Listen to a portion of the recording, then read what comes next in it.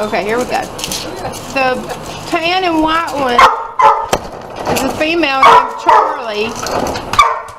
And Charlie's about 1.5 years old.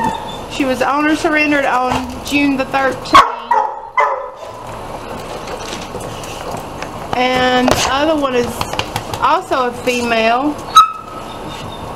And she was a stray. She came in as a stray on June the 16th.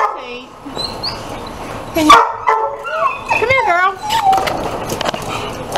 They are both friendly dogs. You can see they're people friendly, they're dog friendly. They've been kenneled together and get along well. The shelter is extremely full, and these animals need to find homes. They're here at the Rutherford County Animal Control Facility waiting to be adopted or rescued.